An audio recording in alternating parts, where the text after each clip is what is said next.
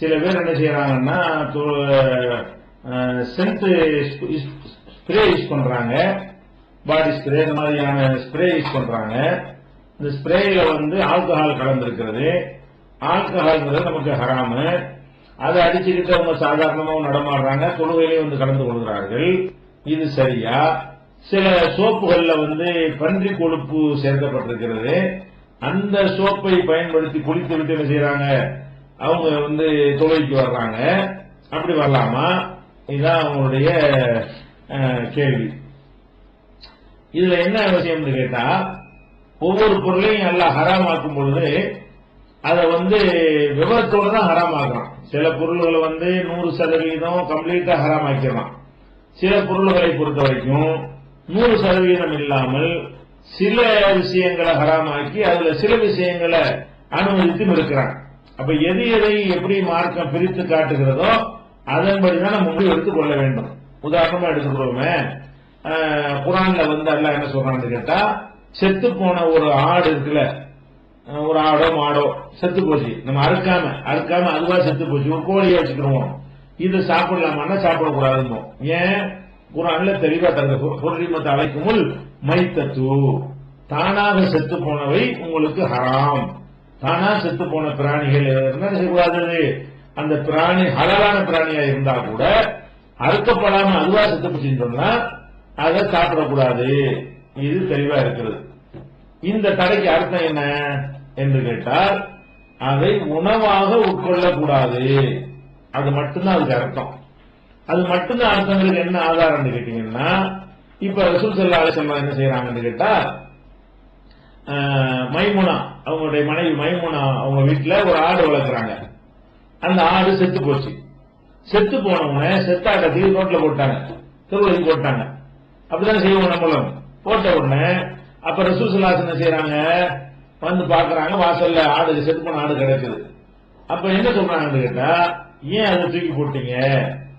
அது செத்து போச்சு, தூக்கி போட்டோம். ஏன் செத்து போனா தூக்கி போடணும்? அதனுடைய தோலை நீங்கள் எடுத்து பானம் செய்து நீங்கள் பயன்படுத்திக் கொள்ளலாமே அப்படின்னு சொல்லிட்டு என்ன செய்யறாங்க, ஹல்லா தரவுத்தும் இஹாபஹா தந்தபிஹா, அதனுடைய தோலை பதனிட்டு நீங்கள் அதை பயன்படுத்திக் கொள்ளலாமே என்று ரசூல் ஸல்லல்லாஹு அலைஹி வஸல்லம் சொல்றாங்க. அப்ப செத்து போனது ஹராம் என்பது திங்கிறதுக்கு தான் ஹராம். நல்ல இதுல வழங்குதுல, அது திங்கிறதுக்கு ஹராம் ஆச்சு.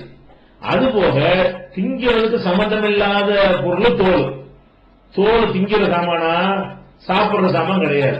அப்ப அந்த தோல் என்பதை தனியா எடுத்து நம்ம என்ன செய்யலாம், பாடம் பண்ணி என்னத்துக்கு யூஸ் பண்ணுவாங்க? இந்த காலத்துலதான் பெல்ட்டுக்கும் ஷூவுக்கும் பயன்படுத்துறாங்க. அந்த காலத்துல தோல் என்பதே பெரும்பாலும் எதுக்கு உள்ளதுன்னு கேட்டா, தண்ணீர் பிடித்து வைக்கக்கூடிய பாத்திரமாகத்தான் அதை பயன்படுத்துவார்கள். தோல் துருத்திமாங்க இல்லையா, அதெல்லாம் தண்ணியை பிடித்து கட்டி தொங்க வச்சிருப்பார்கள். தோல் குடுவை, இந்த தோல் தான் எல்லா விதமான. அப்ப இது சாதாரண பயன்பாடு கூட இல்ல. தண்ணி அதுல ஊத்தி வச்சு அதை நம்ம குடிக்கிறோம் என்று சொன்னால், செத்து போன ஆட்டினுடைய தோலில் செய்யப்பட்ட ஒரு குடுவையில தண்ணீரை ஊத்தி அந்த தண்ணீரை நம்ம குடிக்கலாம் என்று சொன்னால், இதுக்கு அர்த்தம் நம்ம வழங்குதுல. அப்ப தானா செத்து போனது ஹராம் என்று சொன்னால், அதில் உண்பதற்கு உரிய பொருள்கள் இருக்கும், அதுதான் ஹராமு. இப்ப இப்படி எடுத்துக்கிறோமே, இப்ப ஒரு ஆடு செத்து போச்சு. அந்த ஆட்டு வயிற்றுல என்ன இருக்கு, சாணத்து புழுக்கைவாங்கல்ல, ஆட்டு சாணம் அது வயிற்றுல குடல்ல இருக்கும். அது மாட்டு வயிற்று செத்து போச்சுன்னு வைங்க, மாட்டுக்குள்ள அதுக்குரிய சாணங்கள்லாம் இருக்கும். இதை நம்ம எடுத்துக்கிட்டு போய் நம்ம வயல்ல கொண்டு போய் உரமா போட்டு அதை வச்சு நம்ம பயிர் விளைவித்து சாப்பிடணும் வைங்க, இது கூடுமானா கூடுங்க. புழுக்கை சாணி திங்கிறதுக்குள்ளதா? எப்படி தோல் திங்கிற சாமான் இல்லையோ, அதுல உள்ள சாணங்கள்லாம் திங்கிறதுக்குரிய மேட்டரே கிடையாது. அது செத்து போன ஆட்டுடைய சாணமும் சரிதான், உசுரோட இருக்கிற ஆட்டினுடைய அடுத்த பிறகு எடுக்கக்கூடிய சாணமும் சரிதான், ரெண்டும் சமதான். இதுவும் நம்ம இப்படி வழங்கிக் கொள்ளலாம். அதே நேரத்தில் திங்கிறதா ஹராம் சொல்லிட்டு அது வேற மாதிரி திங்கிற பொருளைய வேற மாதிரி யூஸ் பண்ணீங்கன்னு வைங்களேன், அது குற்றமாயிரும்.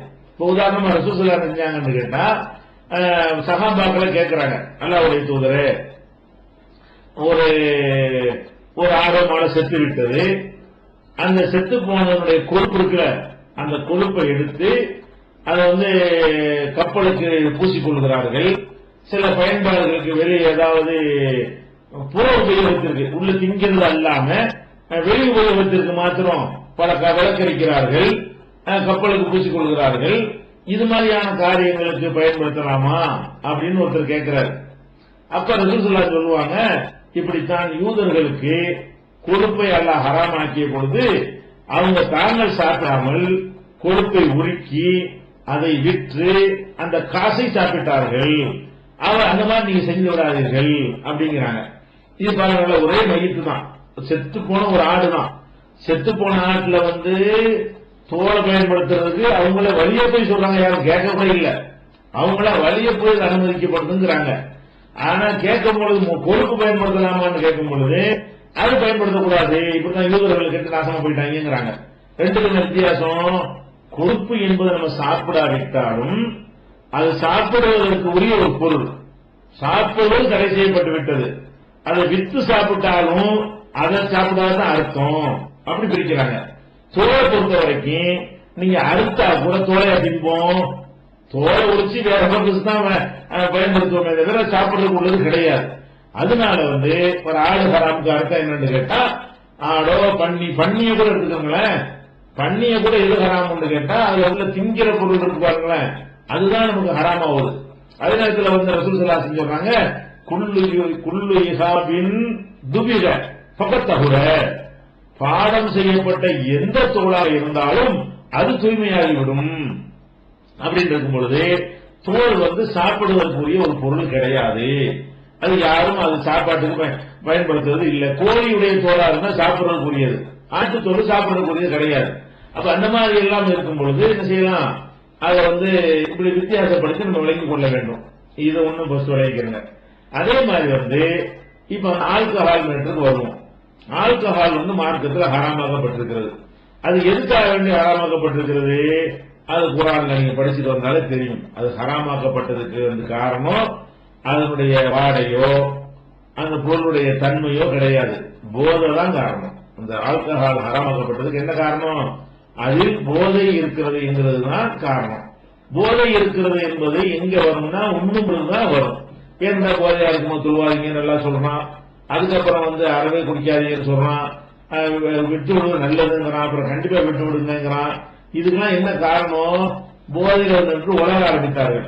இந்த மதுபானத்தை அல்லாஹ் ஹராமாக்கினது என்பது பூசி கொள்வதற்கோ அல்லது வேற வேற மாதிரியான பயன்பாடுகளுக்கு பயன்படுத்துவதற்கோ அது என்ன செய்யல, மார்க்கம் தடுக்கவில்லை. அது உள்ள போனா வேற மாதிரி இது வேலை செய்கிறது அப்படிங்கிறதுனால என்ன செய்யறது, அது தடுக்கப்பட்டிருக்கிறது. இப்ப அந்த ஸ்ப்ரேயில நீங்க வாய்க்குள்ள அடிச்சு நீங்க கொஞ்சம் குடிச்சேன்னு சொன்னா அது உங்களுக்கு ஹராம் ஆயிடும். இது ஒரு சொத்து இருந்தாலும் ஹராம் தான். எந்த பொருள்ல அதிகமாக பயன்படுத்தும் பொழுது போதை ஏற்படுமோ அந்த பொருள்களை குறைவாக பயன்படுத்துவதும் ஹராம். மா அஸ்கர கதீருஹு ஃபகலீலுஹு மின்ஹு ஹராம். எந்த பொருளை அதிகமாக பயன்படுத்தும் பொழுது போதை ஏற்படுத்துகிறதோ அந்த பொருளை குறைவாக பயன்படுத்தினாலும் ஹராம் என்று ரசூல் ஸல்லல்லாஹு அலைஹி வஸல்லம் அவங்க சொல்லி இருக்கிறாங்க.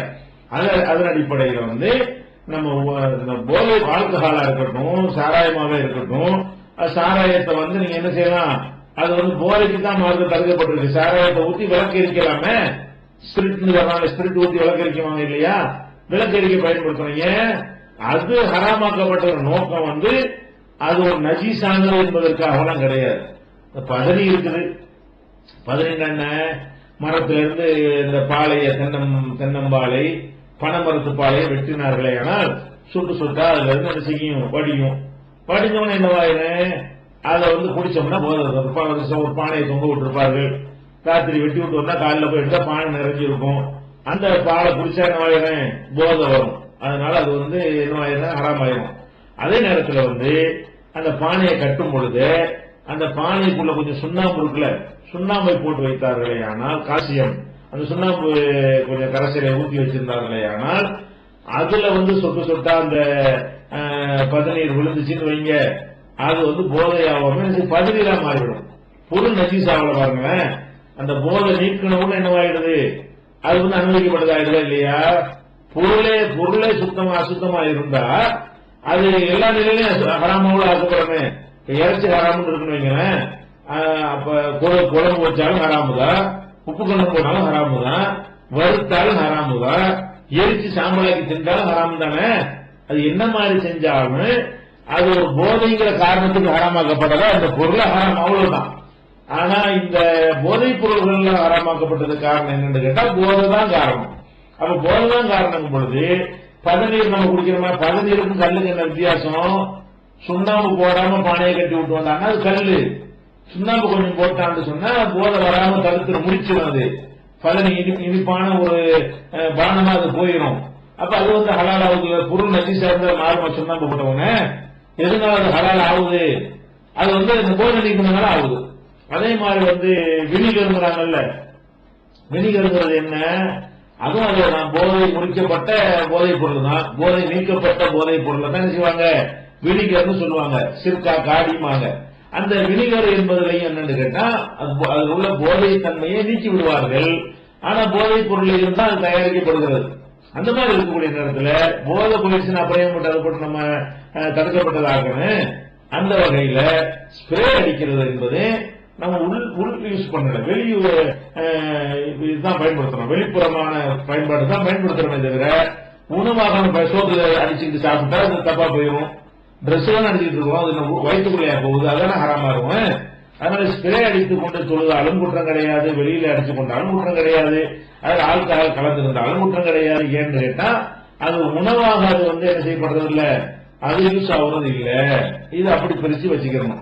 அதே நேரத்தில் பன்றியுடைய கொழுப்பை சேர்த்து சோப்பு தயாரிக்கிறார்கள் வைங்க, இது ஹராம்னு பச்சையா சொல்லிவிட முடியும். ஏன்னு கேட்டா பன்றியுடைய கொழுப்பை உருக்கி அதை வித்து அந்த காசை தின்றதை அல்ல தடுத்திருக்கலாம்.